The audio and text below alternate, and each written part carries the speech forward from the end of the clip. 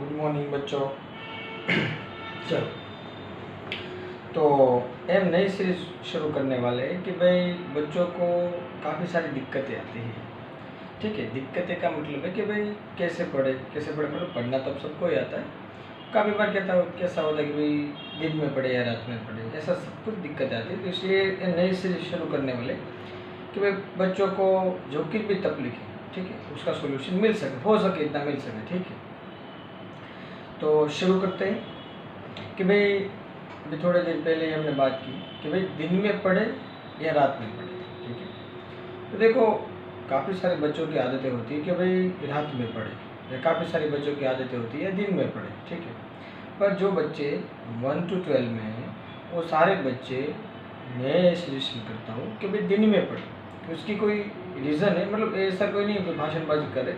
उसका एक simple reason है कि मानो कि बच्चे पूरे दिन तो पढ़ते रहते हैं। क्या होता है कि भाई रात को मानो खाना खाने के बाद 9 से 12 आपने पढ़ा, 12 बजे तक कोई दिक्कत नहीं है, वो तो चलेगा। ठीक है, वो तो इवनिंग का टाइम समझ लो ना।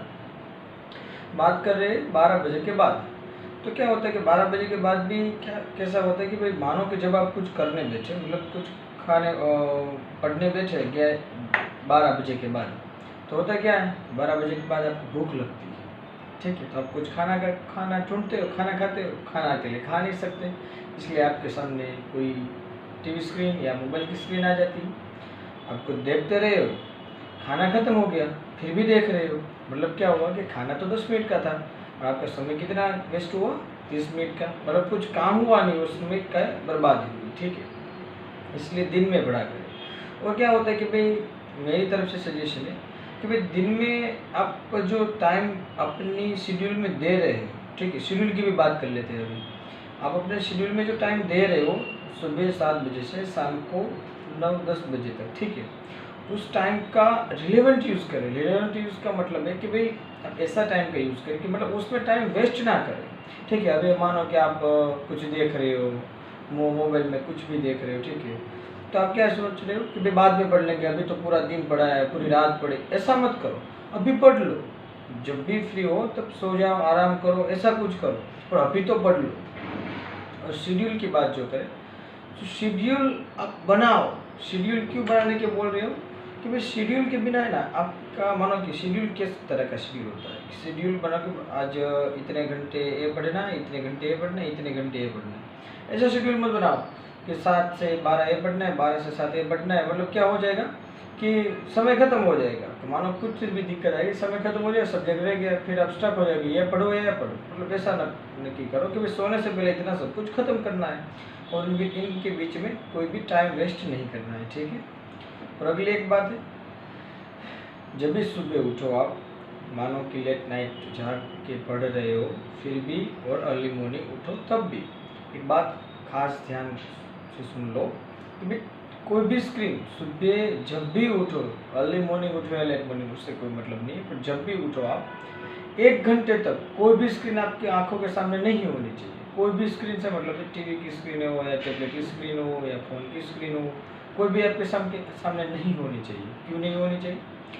और लाइट्स है, ऐसी लाइट्स है कि जो आपकी आंख में सीधा कोई रिफ्लेक्ट लाइट नहीं है, सीधे आपकी आंख में फेंक रही है। ठीक है, मानो कि मैंने एक कीबोर्ड है, कीबोर्ड को देखा तो क्या हो रहा है कि भाई लाइट ऊपर से पड़ रही है, उस पर पड़ी और मेरे आंख में रिफ्लेक्ट करी। रिफ्लेक्ट लाइट है ये, रिफ्लेक्ट नहीं, वो जो टीवी स्क्रीन की और मोबाइल स्क्रीन की जो लाइट होती है, और रिफ्लेक्ट लाइट नहीं होती है, सीधी वो ही बनाती है और वही आपके आँख में डालती है। ठीक है, तो आपकी आँख में जलने लगेगा और आपकी जो पूरे नाइट्स आपने सोए हुए, मतलब 7-8 घंटे का जो रेस्ट किया है, वो रेस्ट पूरा बर्बाद हो जाएगा। ठीक है, ऐसा मत किया करो। कोई भी ज़रूरी काम, मतलब कि जो मानो कि अभी ज़रूरी है आपको कि भाई सुबह मोबाइल में पढ़ना है, तो क्या करो कि भाई मानो कोई नोट्स, पहले जो उसके बाद का काम है नोट्स बनाना है, वो सब के मतलब कि कुछ बुक्स में कुछ पढ़ना है, वो सब पढ़ लो, पर वो ऐसा काम मत करो। ठीक है, और सुबह तो क्या होता है, सुबह उठने के बाद पढ़ते नहीं रहे हम सुबह। मुझे भी बताया कि भाई आप सुबह उठते तुरंत पढ़ने, क्या होगा, किसने मुझे मैसेज किया है, किसने क्या किया है, किसने क्या क्या स्टेटस डाला है, किसने क्या कौन से रील्स बनाए, ऐसा भी करते हैं। इसमें ऐसा टाइम वेस्ट मत करो। सुबह का जो इम्पोर्टेंस टाइम होता है उसको रिलेवेंट चीज़ में दो कि भाई ये मेरे साथ काम की चीज़ है, उसमें लगा। ये सब सोशल मीडिया होता है, यूट्यूब होता है, उसको कब समय दो कि जब थके हारे हो कि भाई अब नहीं कुछ काम नहीं हो रहा है, तब उसको टाइम दो, ठीक है। और एक और चीज़ भी ध्यान देते, मानो कभी एग्ज़ाम चल रहा है तो कोई दिक्कत नहीं है, वरना क्या करो कि भाई एक एक सब्जेक्ट पे स्टे मत रहा करो, मतलब कि ये पूरे दिन तो यही सब्जेक्ट पढ़ना है, मतलब क्या होगा कि आपकी जो नर्वस सेल्स है वो भी डिस्टर्ब हो जाएगी, उसको भी एक तरीके का सिग्नल देना पड़ता है, ठीक है।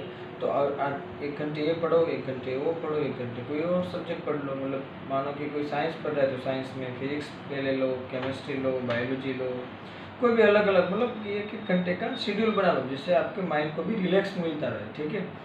मतलब एक एग्जाम्पल कि मानो कि आप बाजार से कुछ ला रहे हो, आपके हाथ में थैली है, तो इस हाथ में थैली पकड़ी आपने, तो भाई मानो कि 10 15 मिनट हो या थक गया, बाद में आप इस हाथ में ले लेते हो, मतलब ये आपने मना थोड़ी किया है कि मैं सामान नहीं लूँगा, भाई थोड़ी देर थक गया, 2 मिनट का आराम दे दो, फिर से ही लेगा, ठीक है। उस ऐसे भी आपके नर्वस सिस्टम में होता है, आपका पढ़ने का मन नहीं होता है, ऐसा नहीं होता है।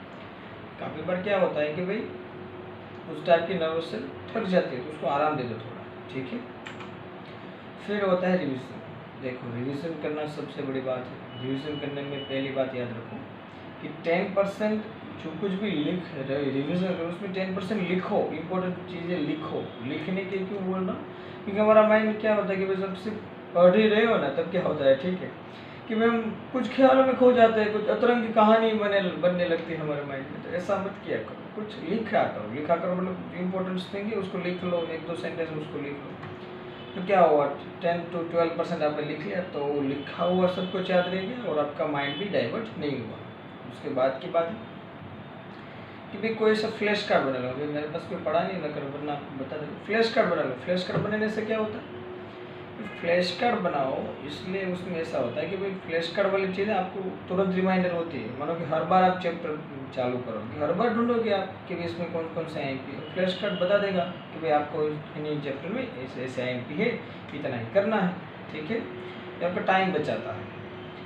फिर कि भाई जो एग्ज़ाम में आप अभी तो एग्ज़ाम दे रहे हो तो आपको पता चल जाएगा कि भाई एग्ज़ाम में सबसे ज़्यादा कौन सी चीज़ें लिखने में आसानी से होती है, मतलब कि जो एग्ज़ाम के अगले दिन पढ़ा हो और 5 to 6 टाइम रिविज़न किया हो, वो सब चीज़ होती है वो तुरंत याद आ जाती है। क्यों कि भाई 5 to 6 टाइम किया और अगले मानो कि एग्ज़ाम के अगले दिन भी किया, ये सब चीज़ें होती है वो आपके बहुत काम की आती है, ठीक है। तो ऐसा किया करो कि भाई मानो कि आपका कोर्स फिनिश हो, मतलब कोर्स कितना भी चला हो, आपको रिवीजन तो करना ही है, वरना आपको याद नहीं रहेगा। काफ़ी सारी चीज़ होती है, सिर्फ अंडरस्टैंडिंग से काम नहीं करता, डेटा तो याद रखना ही पड़ता है, ठीक है। डेटा याद रखना ही पड़ता है। और कैसे याद रखेगा कि भाई मानो कि हमारी मेमोरी ऐसी है कि भाई हमारा माइंड और हमारी पूरी बॉडी सेल से ही बनती है। सेल्स में कितना कैसा होता है, वो जितना ज़्यादा वर्क करेगा ना उतना ज़्यादा उनको वर्क करने की आदत पड़ेगी। हमारा माइंड हमारा ऐसा वर्क करने लगेगा, सिर्फ अंडरस्टैंडिंग करने लगेगा, तो याद रखने की जो उसकी क्षमता है वो डाउन होती जा रही है,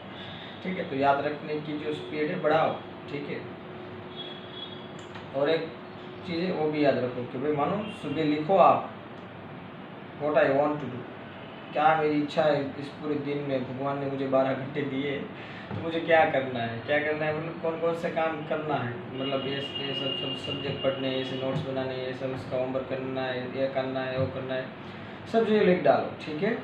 और दिन के अंत में देखो हमने कितना फिनिश किया। काफ़ी बार तो ऐसा हो जाएगा कि हमने शेड्यूल नहीं बनाया तो 25% भी ख़त्म नहीं होता है, मतलब 25% भी वो बहुत हो गया कि भाई हमने फिनिश किया जो लिस्ट बनाया था उसको, ठीक है। तो ऐसा करो कि भाई ऐसा, और देखो कि कुछ नहीं करने से कुछ करना तो अच्छा ही है, ठीक है, ठीक है।